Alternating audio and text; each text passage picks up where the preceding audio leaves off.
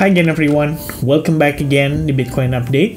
Happy weekend, and it is a gloomy weekend tentunya karena kita ngelihat Bitcoin per saya create video ini ya, ini udah di harga 61.400, mendekati key level $60.000 lagi. So kita masih berlanjut bermain di dalam pergerakan yang relatif konsolidasi ya, mengingat it is summer break, summer holiday, tapi ini bukan ordinary consolidation. Maksudnya apa, Vin? Ya, bukan konsolidasi yang biasa.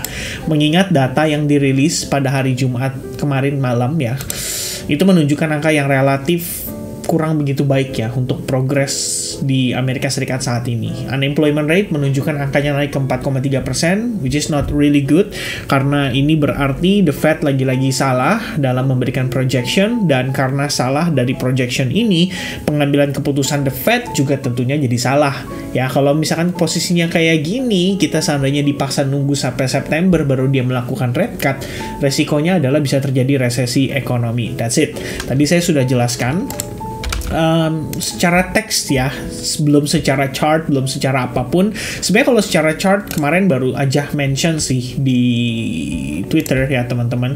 Saya udah ngasih penjelasan cukup panjang, cuman ya biasa ya, kadang kalau kayak begini kan nggak ada panah, nggak ada apa, jadi orang pasti mau bertanya-tanya ya, ini maksudnya apa sih gitu. Sebenarnya kalau misalkan kemarin saya mention di Twitter ya teman-teman, pada intinya saya memperhatikan dua key level, yaitu 63.300 dan $60.000. Overall point of view yang saya perhatikan ya, BTC itu masih besar banget chance-nya untuk dia mengalami koreksi.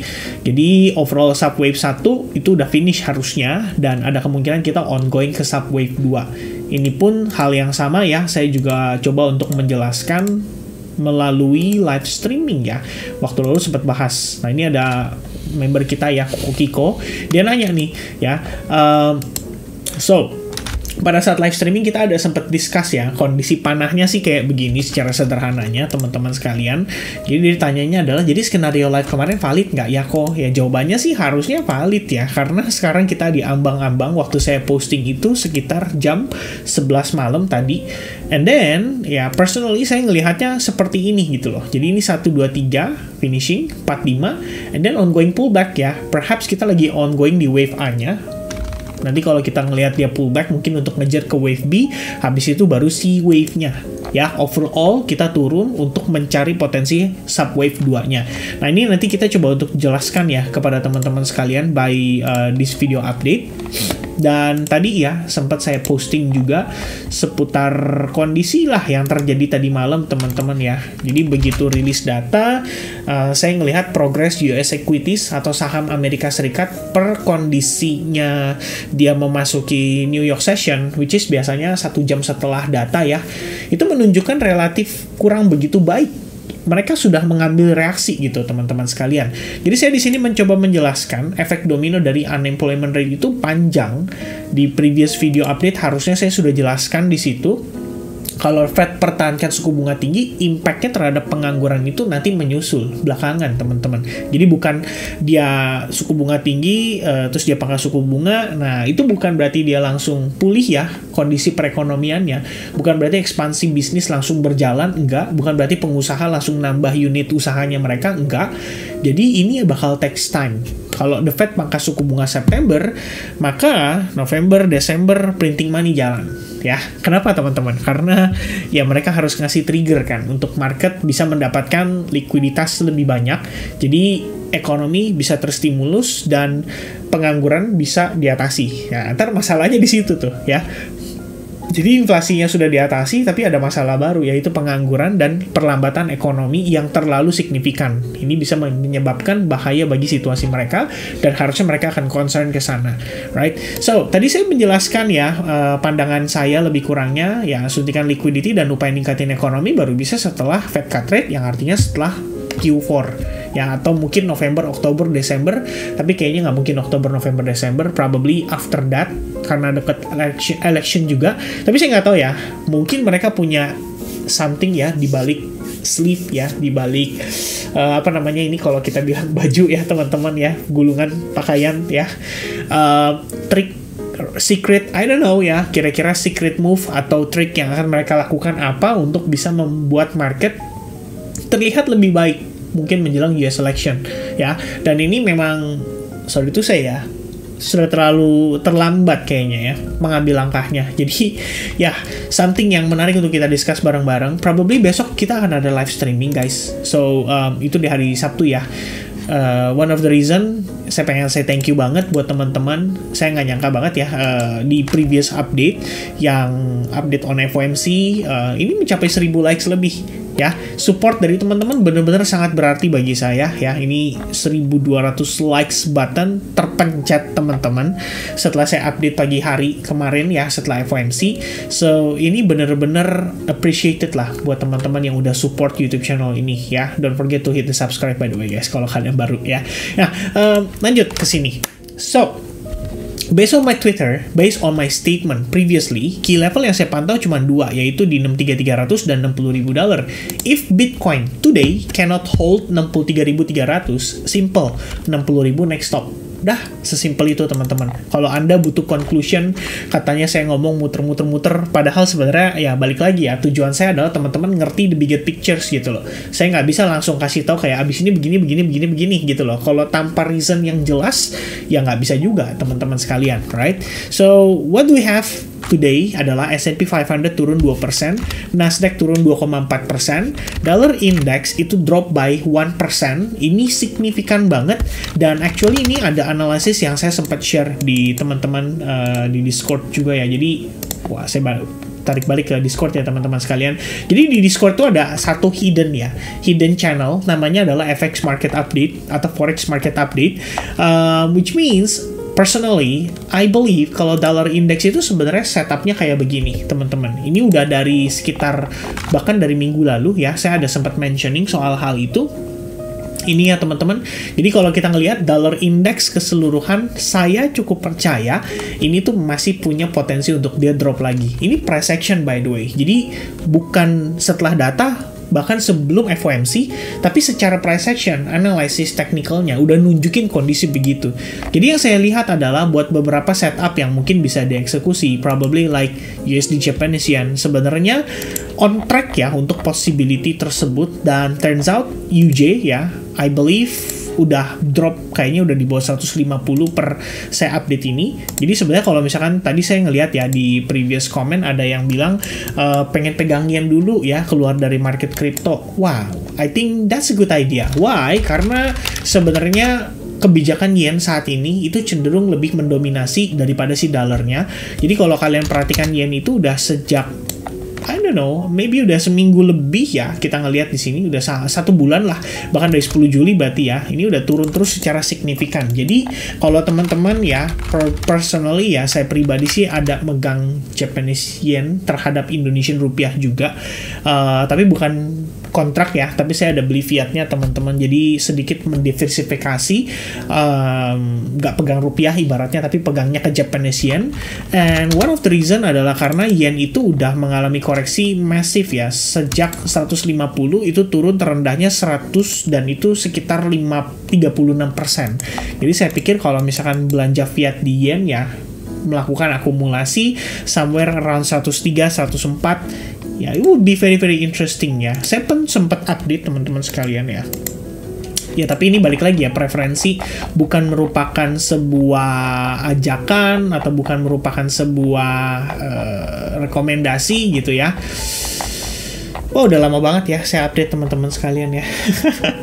Probably yang mungkin tahu, mungkin ngikutin ya, pernah dengar juga ya saya mentioning beberapa kali soal saya ada reference untuk, bukan reference sih, lebih tepatnya untuk personally ya, ada melakukan akumulasi terhadap yen, kemudian terhadap emas fisik juga teman-teman sekalian, dan itu pertimbangannya adalah sebenarnya untuk menghindari resiko-resiko yang tidak diharapkan sih. Jadi kalau misalkan memang terjadi resesi ekonomi sekalipun ya, kita sudah punya aset-aset yang kita cadangkan dalam bentuk instrumen yang berbeda. Jadi bukan kita yang istilahnya maksimalis banget ya terhadap satu aset aja dan all in ibaratnya di situ ya. Tapi by the way guys, obrolan saya jadi agak sedikit melebar. Cuman mudah-mudahan teman-teman bisa dapat sedikit pertimbangan ya, pertimbangan-pertimbangan lainnya. Dan di sini personally ya, kenapa saya kemarin memutuskan untuk belanja yen ya, personally karena dia berhasil breakout dari falling wedge-nya which is technical analysis kepake ya teman-teman sekalian, even buat currency kayak Japanese yen terhadap Indonesian rupiah. Jadi bisa jadi sebuah pertimbangan yang cukup menarik untuk saat ini ya. I don't know how long dia bisa rally, tapi pasti akan ada satu momen dia akan mengalami koreksi juga. Nah, di momen itu balik lagi ya, kesempatan untuk sedikit melakukan diversifikasi ya, men-secure aset supaya nggak terlalu banyak megang aset tertentu yang kalau misalkan sampai kenapa-napa teman-teman jadi nggak liquid ya. Itu resiko yang Anda harus perhatikan. Nah, balik lagi ke situasi di Bitcoin nih. Jadi gimana Bitcoin, Vin? Sebenarnya 63.300 yang tadi saya sudah sampaikan adalah key level. Kita lagi berusaha untuk breakdown dari 63.300. Kalau bisa breakdown, next week kita bisa ngejar ke kisaran $60.000, perhaps antara next week atau bahkan besok atau lusa. Kita nggak pernah tahu teman-teman kapan serangan market akan masuk gitu ya, dan memberikan tekanan jual yang lumayan agresif, sehingga itu hanya menjadi sebuah pertimbangan untuk kita melihat. Pokoknya kalau close di bawah level ini, itu berarti ada resiko market bisa mengalami koreksi lebih lanjut ya. Nah, teman-teman sekalian, kalau base-nya price action on the hourly time frame, yang saya lihat sejauh ini adalah price action sudah breakdown ya. Dan seperti yang tadi saya coba sampaikan ke teman-teman, ini yang saya lihat guys, secara price action. I think ini udah saya pernah bahas beberapa kali ya. Ini internal structure, kemudian ngebentuk wave 4, possible di sini 5, dan harusnya ini ongoing buat A wave ya. A wave itu punya karakteristik kayak gini guys. Jadi dia bukan sembarangan langsung turun gitu juga ya, tapi ada possibility, I believe this could be the first wave, second wave, and then perhaps ini third wave, fourth wave, and fifth wave. Cuma kalau kita lihat dari perspektif 1 jam, oh this one ya, harusnya ini duanya teman-teman sekalian ya, 1, kemudian 2, 3, 4, dan perhaps kita ongoing untuk 5. Jadi proses internalnya ya, ini untuk 3 teman-teman sekalian ya. Seperti ini, saya geser dulu sedikit, ini 1, 2 ya, karena ini initialnya ketika dia berhasil melakukan breakdown kayak gini, pullback tipis ini saya anggap sudah menjadi bagian dari wave 2 nya, karena ini internal ya. Jadi yang saya lihat berikutnya adalah di sini possible 1, ongoing 2, kemudian finishing 3 ya, perhaps di sini 4, dan sekarang untuk ngejar ke 5 ya. Ini untuk wave 3 finish teman-teman sekalian. Internalnya ya, habis itu 4-5 mungkin ngejar ke $60.000, which is more or less ya worst case scenario teman-teman. 4-5 ya, di sini ngejar 60.000, habis itu A, B, C buat possible B wave-nya. Jadi jatuhnya kayak gini, A, B, and possible C wave. C wave-nya mungkin zigzag, bisa lebih rendah lagi, mengingat kalau saya menggunakan Fibonacci retracement from the very bottom to the very top, it's gonna be like this ya, 62% retracement di $59.250. Guys, kalau kalian ingat, sekitar 1 atau 2 hari lalu saya sempat posting seputar video Bitcoin ngejelasin ya tentang Elliott Wave Theory. Secara probabilitas itu 40% di wave 2 biasanya terjadi pullback sampai 60 hingga 78% retracement. Itu artinya around 59.000, 60.000 itu adalah masih level yang relatif wajar untuk kita katakan situasi yang terjadi ini valid ya. Ini adalah finishing buat wave satunya, kemudian pullback-nya adalah bagian dari wave 2. That's it. Sesimpel itu, teman-teman, yang kita personal perhatikan saat ini, ya. By the way, tanpa sadar ya, saya meneruskan analisisnya sampai sebentar lagi udah mau masuk azan subuh ya, teman-teman sekalian, atau fajar ya, teman-teman. So, yeah, overall, this is the idea. And if kita ngelihat Bitcoin per weekly ini closing-nya bisa di bawah key level exponential moving average 21, perspektif time frame weekly, ini sebenarnya jadi nggak bagus sama sekali. Ini malah bisa dibilang cukup buruk, teman-teman. Ya, satu yang saya lumayan sedih ya adalah invalidasi atas inverted head and shoulders ini. Sebenarnya udah bagus ya, possible dia untuk reversal. Tapi sayangnya gara-gara news, ya, I don't know ya guys. I don't think everyone bisa ngebet terhadap news ini ya. Literally, mungkin kalau misalkan ada yang katakanlah unemployment rate yakin sih bisa naik 4,2%, tapi nobody yang bisa yakin kalau angkanya tuh bisa naik sampai 4,3%. Plus, yang berikutnya yang nggak kalah pentingnya adalah non-farm payroll-nya guys. Drop sampai 114.000. Itulah kenapa saya katakan tadi, karena posisi ini bisa dibilang bakal lebih panjang prosesnya. Unemployment rate yang dirilis pada bulan berikutnya itu bisa dengan angka yang relatif lebih rendah juga guys. Maksudnya lebih tinggi entah 4,4% atau 4,5%. One of the reason adalah karena non-farm payroll-nya juga sama-sama anjlok. Biasanya kadang-kadang ya teman-teman, NFP-nya turun, tapi unemployment rate-nya nggak terlalu gimana banget. Tapi ini dua-duanya parah. So, this could be a trigger for market ya, heading to the south. South itu maksudnya ke selatan, artinya di bawah teman-teman. Utara di atas, selatan di bawah ya. Worst case scenario. Itu yang kita bisa perhatikan untuk saat ini. So, Bitcoin, I don't know ya, sekitar berapa jam lagi sih menjelang closing? 2 jam 12 menit, nggak tahu ya dia bisa survive atau enggak di atas key level 63300 ini. Tapi kelihatannya kalau udah dengan kondisi kayak gini sih very likely kita gagal ya kelihatannya untuk bertahan di atasnya. Jadi jatuhnya kayak gini guys, it's support resistance 63300. Untuk perspektif candle 12 jam akan closing dalam 2 jam lagi, and if we can close below that level, ini artinya ada possibility untuk market meneruskan koreksinya ya. Walaupun di sini terdapat fair value gap, tapi saya nggak tahu ya ini cukup atau enggak teman-teman sekalian ya. Intinya kalau buat saya 63300 harus di reclaim dulu untuk minimal kita bisa lihat dia bullish lagi. Kalau 63300 saja nggak berhasil di reclaim, oke. All I can say, sellers will be dominating the market. Ya, sesimpel itu untuk saat ini. Alright, so that's gonna be the update teman-teman untuk Bitcoin ya. Intinya teman-teman lihat lagi overall structure-nya di lower time frame saat ini udah balik didominasi oleh sellers. Jadi mau nggak mau, suka tidak suka, I believe selling pressure masih bisa berlanjut karena di sini juga terdapat fair value gap. So you have to be careful on this possibility. Ya, 62% retracement, testing 63900, 63800 ternyata kena rejection lagi. Dan ini bisa bawa Bitcoin untuk turun lebih rendah. Kira-kira seperti itu. Alright, so that's gonna be the update for me untuk Bitcoin update this weekend. Selebihnya kita bahas mungkin pada saat live streaming ya. See you soon again guys. Happy weekend, enjoy your weekend. Jangan sedih-sedih, tetap semangat, and I'll see you guys again soon. Cheers, bye bye guys, God bless.